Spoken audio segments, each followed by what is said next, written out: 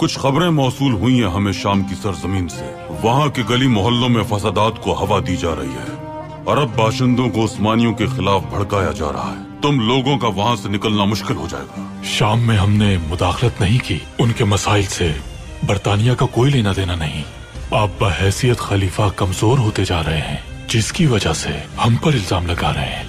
ترک کمزور ہو گئے ہیں. اب ہمارے ہندوستانی بھائی تمہیں خلافت کی طاقت دکھا دیں گے. ابھی حکم بھیجے انہیں. شام کے گلی محلوں میں فسادات کو ہوا دی جا رہی ہے.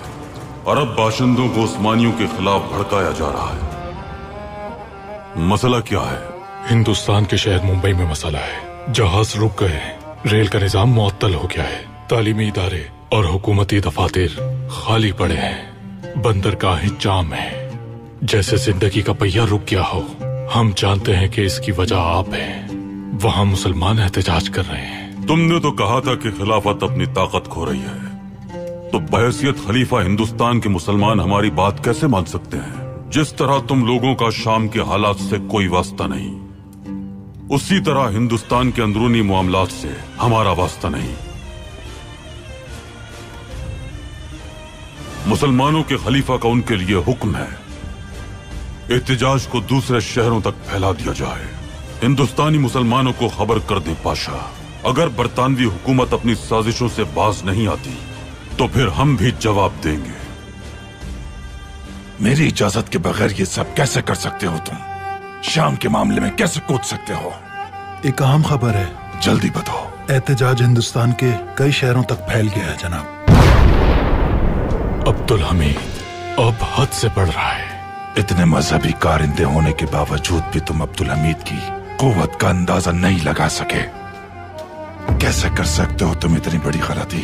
یہ منصوبہ گیدرود بیل کا تھا. سفارت خانے کو اس کی خبر ابھی ہوئی. آخر یہ آپ کیا کر رہی ہیں؟ عبدالحمید نے ہندوستان میں زندگی روک دی ہے.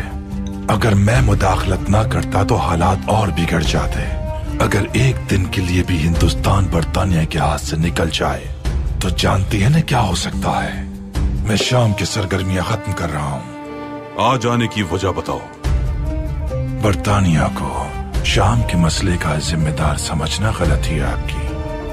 تو وہ اتنے خوفزدہ ہو گئے ہندوستان کے معاملے سے؟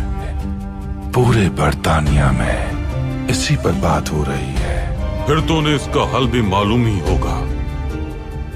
جو سمجھ رہے تھے کہ خلافت میں دم خم باقی نہیں رہا، انہیں اپنا یہ خیال بدل دینا چاہیے. شام کے مسئلے سے برطانیہ اب اپنا ہاتھ اٹھا لے گا. سلطان معظم، اگر آپ ہندوستان کے حالات سنبھالتے ہیں تو ہماری بھی پوری کوشش ہوگی کہ شام کے حالات سنبھل جائیں. ہندوستانی مسلمانوں کا احسان رہا ہے ہم پر. انہوں نے کبھی ہمیں تنہا نہیں چھوڑا. آپ نے بھی ان کا ساتھ کبھی نہیں چھوڑا.